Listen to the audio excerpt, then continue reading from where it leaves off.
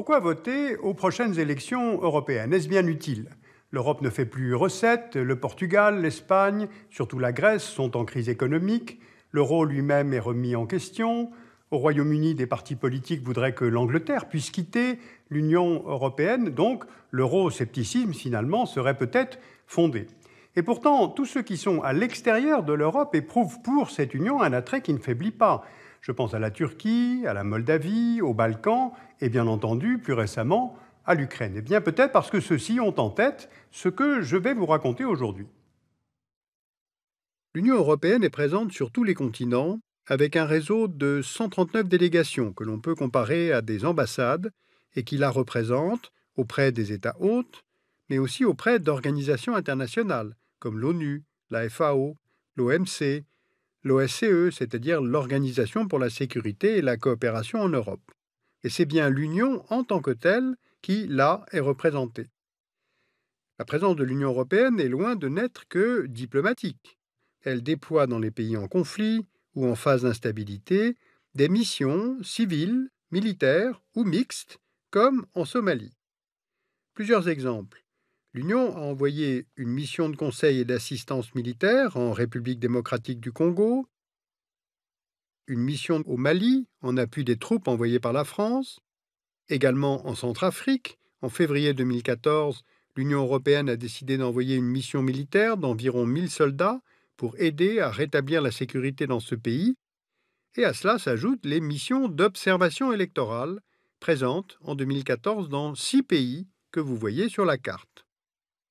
Alors en plus d'observer, l'Union peut aussi fournir une assistance pour assurer le bon fonctionnement d'une élection.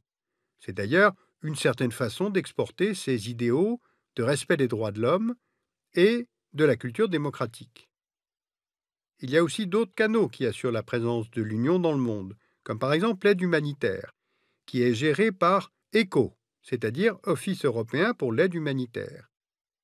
ECHO dispose d'une quarantaine de bureaux dans le monde et agit en partenariat avec quelques 200 ONG, telles que Oxfam, Action contre la faim, Médecins sans frontières, et il s'agit tout à la fois de l'aide d'urgence et de l'aide de longue durée. Avec 1,9 milliard d'euros, soit plus de 10% de l'aide humanitaire mondiale, l'Union européenne est le deuxième plus gros bailleur de fonds au monde, derrière les États-Unis. Autre exemple, depuis le début de la guerre en Syrie, l'Union européenne a débloqué plus de 600 millions d'euros pour venir en aide aux victimes du conflit, et l'aide est acheminée par des intermédiaires comme le CICR, le HCR, l'UNICEF ou d'autres ONG. Tous ces outils font de l'Union européenne un acteur majeur de la scène internationale, certes trop discret, mais en fait de grande influence.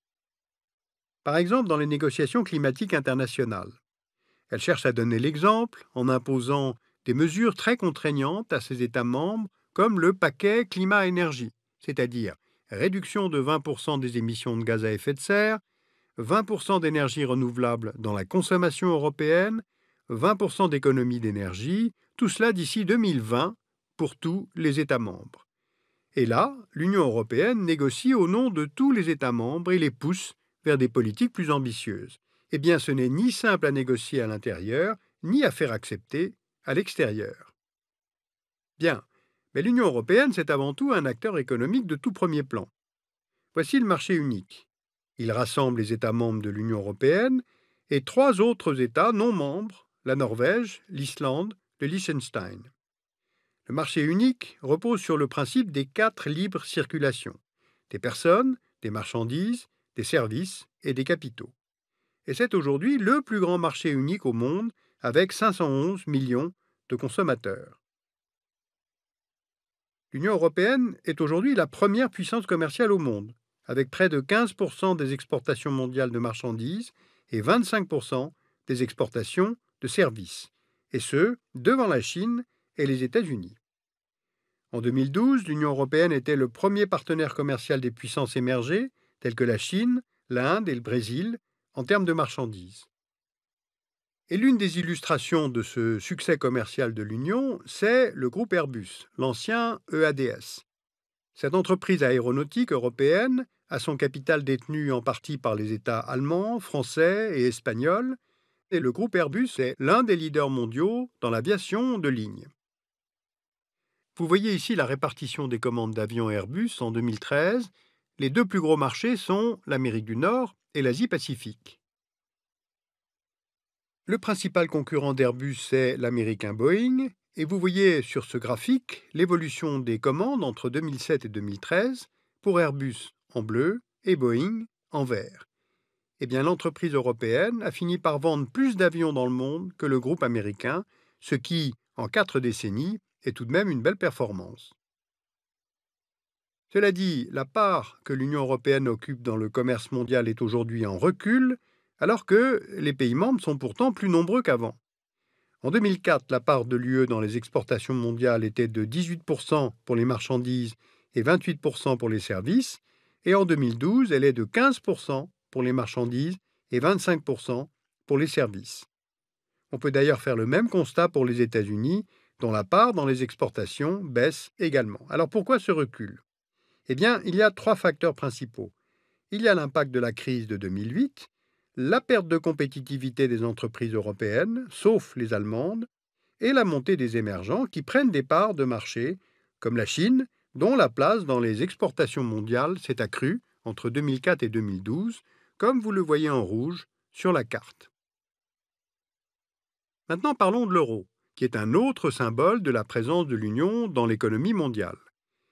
Cette monnaie, on ne le sait pas toujours, est désormais un instrument monétaire pour bien d'autres pays que les pays européens qui l'ont adopté. Tous les pays membres de l'Union européenne ne sont pas nécessairement dans la zone euro, et à contrario, d'autres États non membres de l'Union ont adopté l'euro comme monnaie nationale, du fait de leur proximité, soit géographique, soit économique, avec les pays de la zone euro. Il y a aussi les pays dont le taux de change de la monnaie est rattaché à l'euro. Par exemple, sur le continent africain, les pays qui utilisent le franc CFA, qui était auparavant rattaché au franc français. Et puis enfin, certains pays l'utilisent pour leur insertion dans le commerce international, tels que Cuba, la Syrie ou la Corée du Nord.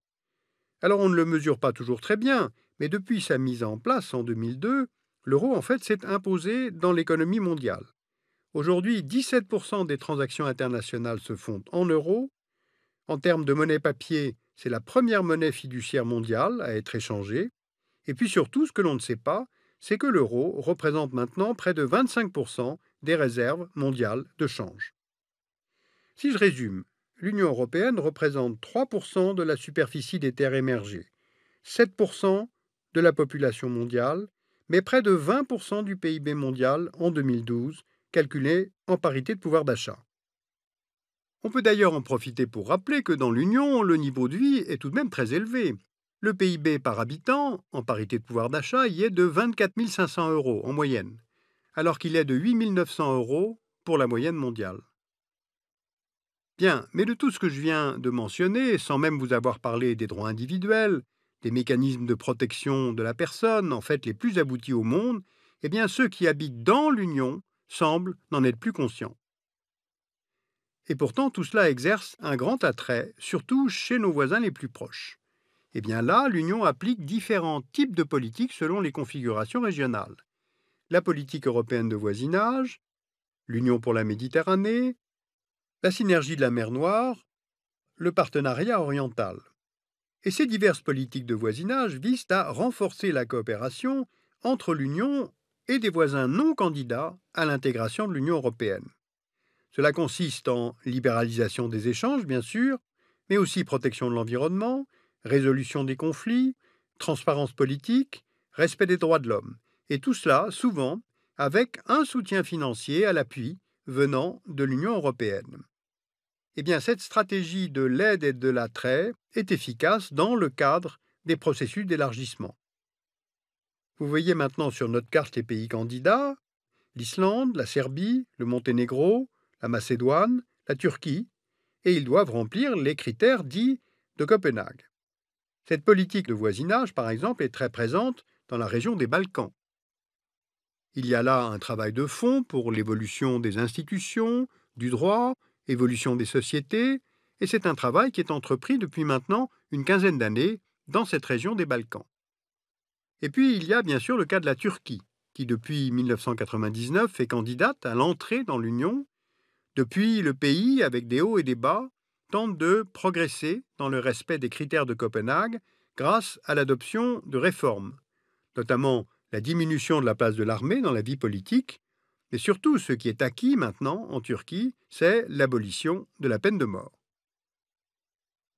Vous l'avez constaté, aujourd'hui mon propos était résolument europhile, d'abord par lassitude devant les critiques constantes et finalement assez faciles, et puis aussi quand on est à l'extérieur, on voit bien que l'Union européenne exerce un très fort attrait. C'est ce qu'on a constaté récemment avec l'Ukraine, où à ma connaissance, c'est la première fois que des hommes meurent avec l'Union européenne comme facteur de mobilisation. La gravité de cette crise ukrainienne a le mérite de faire apparaître la nécessité d'avoir une politique étrangère pour l'Union européenne et aussi, et enfin, une politique de défense.